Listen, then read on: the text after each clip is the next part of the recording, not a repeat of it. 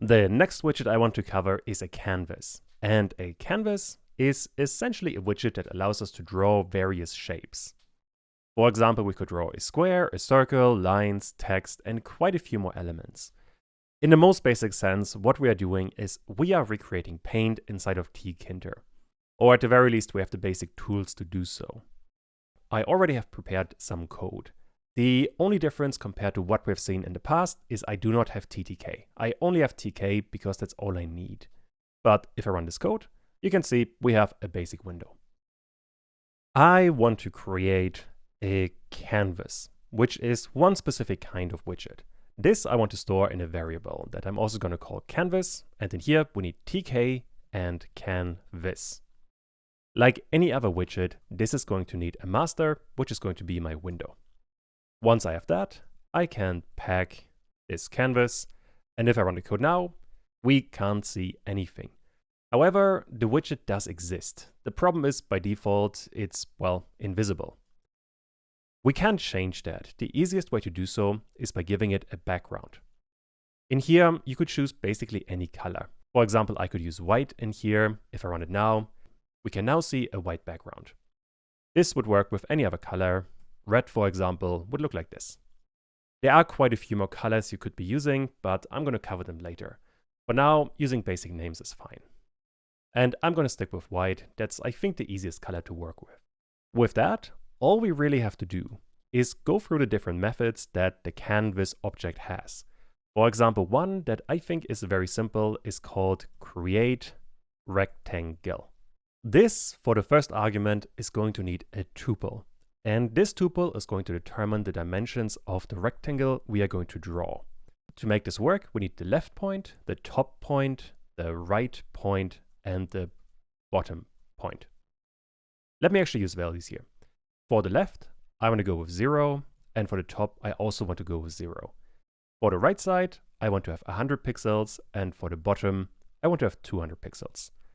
And now, if I run this, we can see we have a kind of rectangle, or at least the outline of one.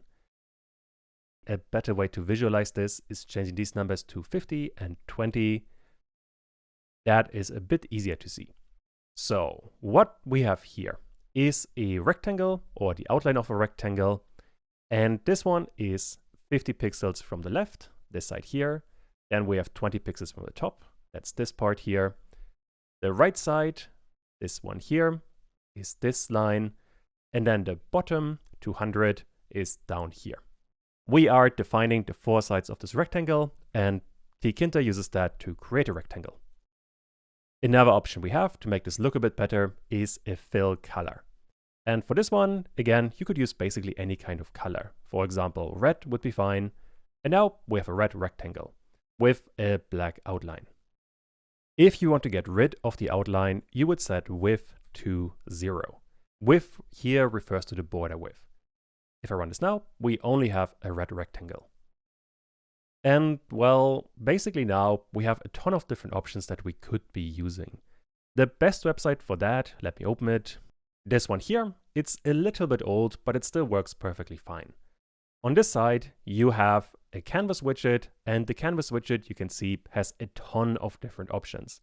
The one I have looked at already, or the one we're working with right now, is create rectangles. You can already see in there, we have canvas, then create rectangle, and then left, top, right, and bottom, and then the different options. The different options you can find here. And you can see there are a lot. I could, for example, set the width to 10. This one gives us a very thick border. And besides that, I can also specify a dash. In here, we need a tuple that specifies what is called a dash pattern. Let me use some random numbers. If I run this now, we get a certain kind of dash. What this dash here means is the first number, the 1 in my case, tells me how long each dash should be. And the second number, 2 in this case, is how big the gap is, which in this case is going to be twice as wide as the actual pixel. If I change this to, let's say, 4 and 2, and run this again, we now have a slightly different look. This is something you have to play around with quite a bit to really get the idea. You could even add more values in here. Let me add a 1 and a 1, run this again, And now we get even weirder results. But mastering the dash pattern is, well, something that I'm not too concerned about. So do this in your own time if you are really interested. Another option we have is the outline. This determines the color of the border. In here, once again, we need just a color, and now we have a green outline. I think at this point, you get the idea with this thing. It's not terribly complicated, and if you go through the list, it's quite easy to work with. Which means I can work with another one. Another very simple option is called Canvas and Create Line. You might already guess what this one is doing. It draws a line. And then here we need start X and start Y, and then end X and end Y. And other than that, we still have basically the same options we have seen for the rectangle. Let's say I want to go from 0 and 0 to position 100 on X and 150 on Y. If I run this now, you can see we have a line. Oh, and I forgot to mention, right now I've just used numbers. You could also place all of this inside of a tuple. You would get the same result. The same applies to the rectangle. You could just have the numbers and everything would still work just fine. I just think using a tuple here makes it a bit easier to read. And for the line, we could, for example, use fill again. Let's fill this one with yellow, possibly a bit hard to see. Yeah, it's going to be very hard to see. Let's go with blue. That is much easier to see. Besides that, we also have Canvas and Create Oval. This one works quite similar compared to the rectangle. We are specifying the left, the top, the right, and the bottom. And then tkinter is going to draw a circle, or rather an oval, inside of these limitations. Although if you have a rectangle with these dimensions, so if I go 0, 0, 100, and 100, we are going to have a circle. Like this. I want to fill this one, let's say with green. There we go. We have a circle right now, but if I change this 100 to a 300, we have a oval. I'm going to change this to 200, so we're not drawing too many things on top of each other. Also, I want to turn the coordinates into a tuple to keep things a bit more consistent. Besides that, we also have a create polygon. For this polygon, I'm going to do all of this inside of a tuple. We always need X and Y positions. So we have X1 and Y1, then we have X2 and Y2, then we have X3 and Y3, and tkinter is going to connect all of them. So once again, let me go with a point at 0 and 0. Then I want to have another point at 100 and 200. And let's say a point at 350. Running this now, we have a triangle because the point we have drawn consists of 3 points. So let me visualize this. Our first point is 0 and 0. That is the point up here. The next point is 100 and 200, which means we're going 100 pixels to the right, and we are going 200 pixels down. The final point is 350, so we are going 300 pixels to the right and 50 pixels down. And we're ending up on this point, which you could see better if I remove the drawing, this point here. And in here, you could add as many points as you want. You can also work with fill. Let's say fill, we haven't used white yet. And for another point, I want to have for X 150, and you could also work with negative points, let's say negative 50. Okay, that it works, but it's very hard to see. Let's go with gray. There we go. Now we have a polygon on top of everything else. There's one more basic method I do want to cover, but at this point, this becomes fairly repetitive. I want to create an arc. For the arc, we basically start like we have started for the oval, which means I want to put them like this.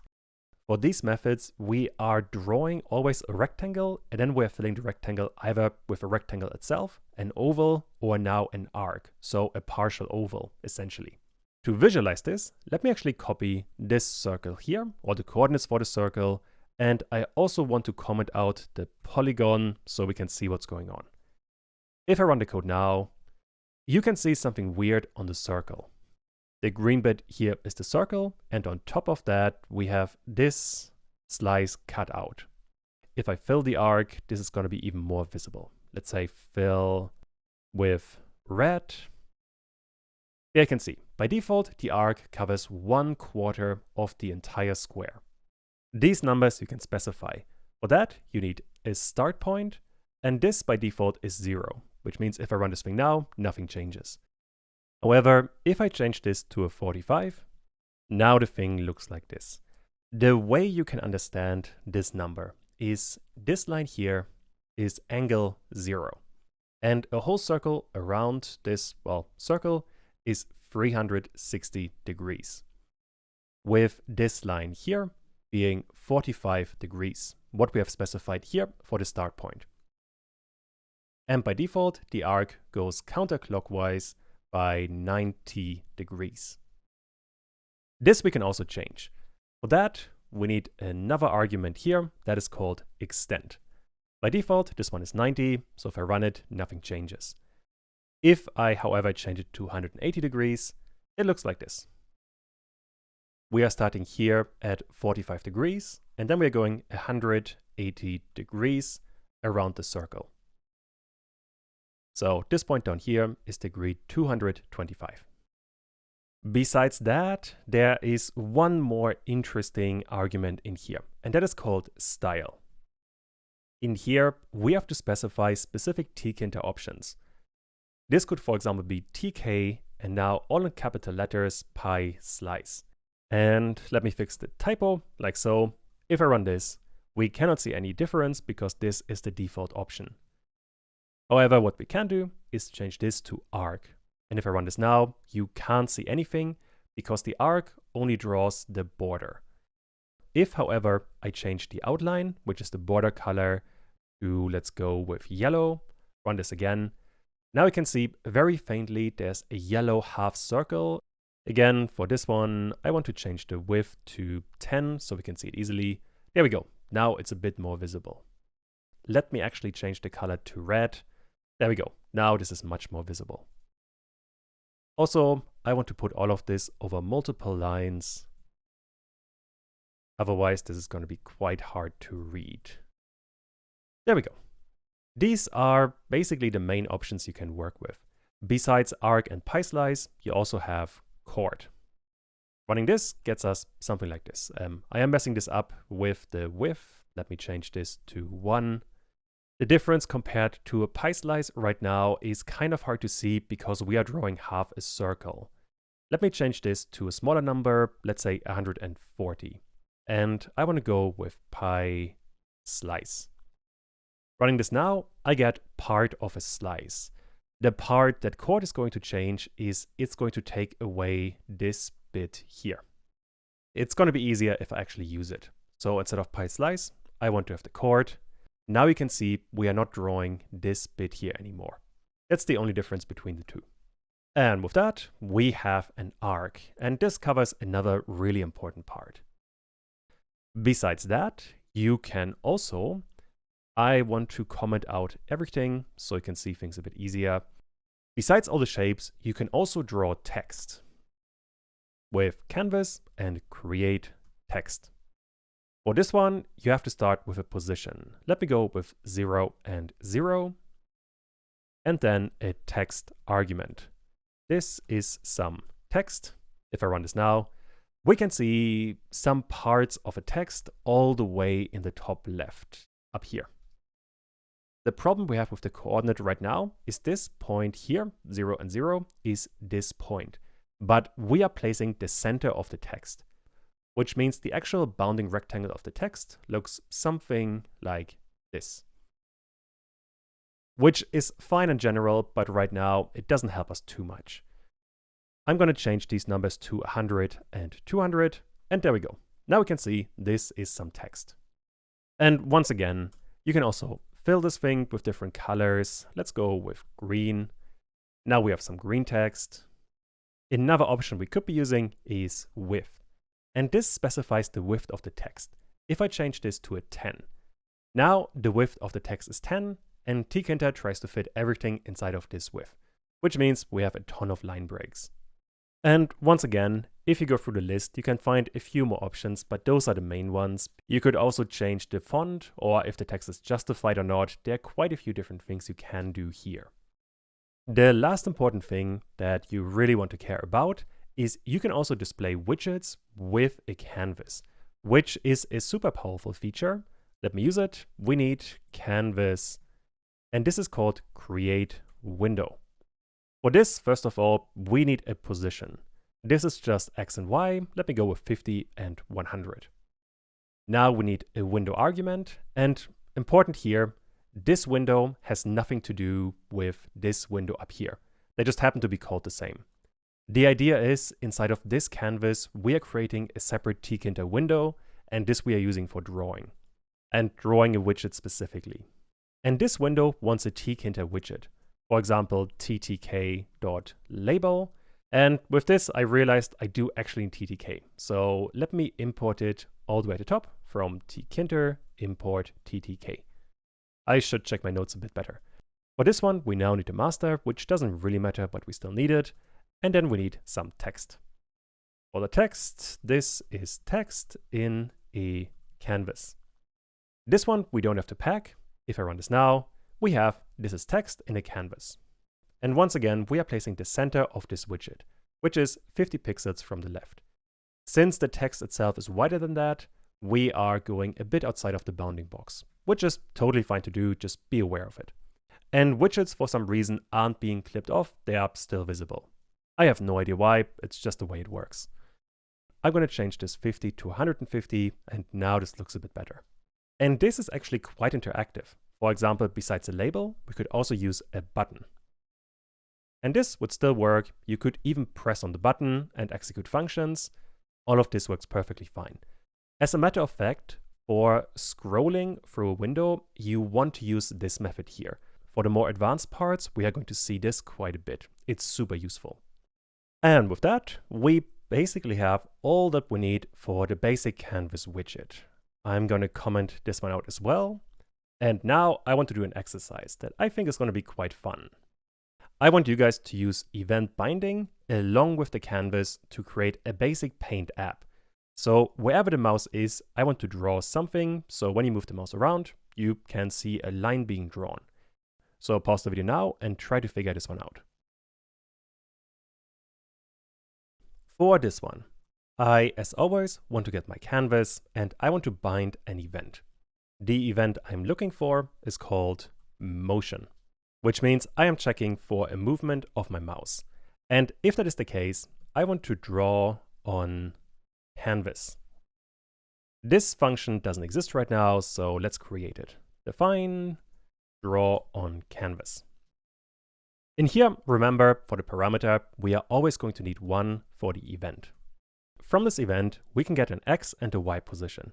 So X is going to be event.x and Y is going to be event.y.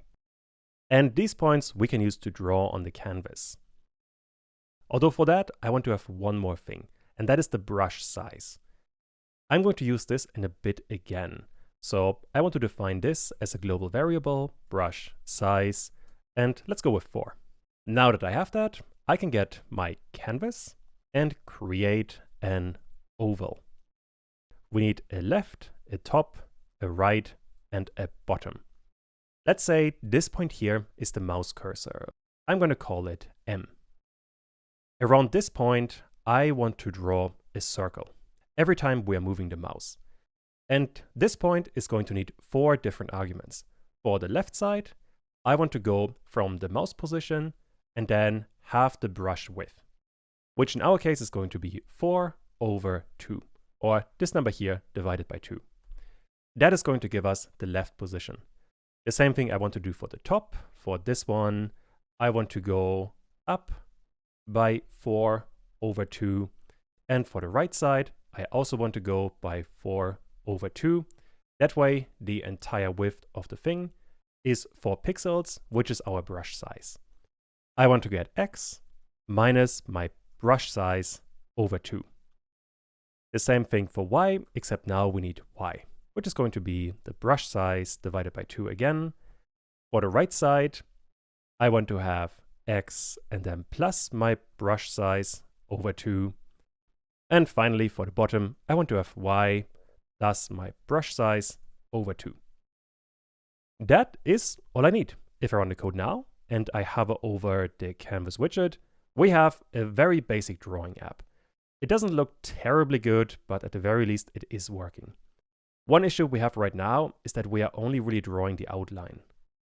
Let me fill this thing with a black color, and now this is already looking a little bit better.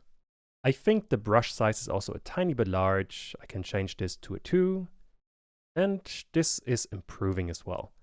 But, well, this is a very basic drawing app. And you can see here, if I move the mouse really fast, you can see the individual points we are drawing.